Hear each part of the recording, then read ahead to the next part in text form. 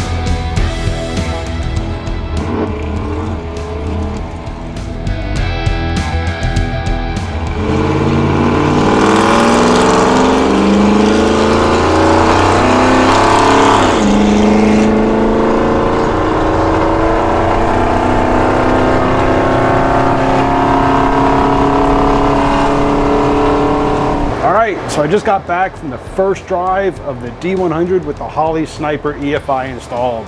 I'm a fan, guys. I really am. I mean, the thing drove so much better. It was nice and smooth, real consistent, just a much more pleasant experience. But there are a few minor, I don't want to say issues, just a few minor things that I want to address. So the first issue that I kind of want to talk about is, I saw a lot of videos, a lot of people commenting about how the off-the-line performance or the off-idle performance was really touchy. How, you know, if you're coming from a stop sign or a stoplight and you're just starting to get on the gas, how it almost seemed like the throttle body opened too fast and it was real aggressive. I didn't experience that, not at all. Actually, my experience is a little bit on the opposite end of that. For me, it seemed really heavy to come off idle. Leaving a stop sign, leaving a traffic light, whatever. It seemed like I had to put a lot more pressure on the gas pedal to get it to start moving. And I think that's because of a couple of different issues. So the first and kind of, I guess, the main issue is when you are opening the throttle, you know, when you're pressing on the gas pedal and that throttle is opening, you're opening all four vanes at the same time. And I think that's just too much. And I think that's where a lot of people had issues with also, is because all four vanes are opening, that it would, you know, be overly aggressive off idle. Like I said, I didn't experience that, but I think because you're opening all four vanes, that it might be just too much pressure that it takes to get them all moving. I could be wrong, but to me that could be the problem. Another issue that it might be is the mechanical advantage of the throttle linkage assembly here. So here's the cable coming from my throttle, from my gas pedal, and it mounts here, which I think is too close to the pivot point. I don't know how well you can see that, but I think if your throttle cable or throttle linkage, whatever you have, mounted a little bit further out, it would give you more mechanical advantage, you know, lever. It would be further away from the pivot point and thereby make it easier to rotate that pivot. So I think that might be the issue. The other issue people talk about is, you know, this link bar here. It basically makes it a 1-to-1, where as soon as the primary is open, the secondaries are opening. They do make, you know, a different linkage that you could put in here that basically shortens this rod. You put it to either this top or middle hole, and that will change the opening value. Like the primaries, basically, the front ones would open before the aft ones at like a 40% or something like that, and that might help. It might help alleviate some of that off-idle resistance, possibly. So that's a couple of things that I may look at possibly addressing. Another issue that people have talked about is a whistle that you can hear when you're on and off the gas. That they said that has to do with because like a dual plane intake and the injectors aren't firing per side based on which cylinder side, which bank. So you get people talk about a whistle, so you got to put a spacer in between the throttle body and your intake. I may look at that also. I heard the whistle a little bit. It really wasn't that bad.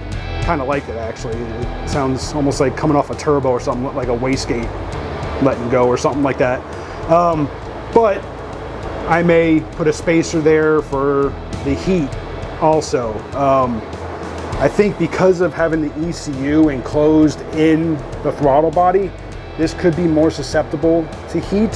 So I think having like a phenolic spacer between the intake and the throttle body would help just generate less heat radiating into your throttle body and possibly causing issues with the ECU. So it's like a twofer. So I may look into that also. So other than those two little minor details, I am a fan of the Holley Sniper EFI. Now granted, I only put, what was it, 10, 15 miles on it, maybe. So I mean, there were a couple of little hiccups, like when I got on the gas. But again, that's just because the system, I believe, is, you know, still learning. It's yeah, it's nothing wrong with the system itself. Like I said, it's still constantly learning. So I think that, you know, the fuel mapping and stuff like that needs to calibrate for my engine. So, but again, minor instances that I can definitely live with. This is a huge improvement over that old Edelbrock carburetor. Yeah, like I said, definite fan. So there's that. So that's really about it, guys. This was really just a kind of, you know, the first drive and first quick impressions of the Holley EFI system. Obviously, I think it still has more learning to do, and as I drive it, you know, I'm sure it'll just get better. Just like a fine wine, aged to perfection. Appreciate you guys for watching. Hit that subscribe, hit the bell, and I'll see you on the next one.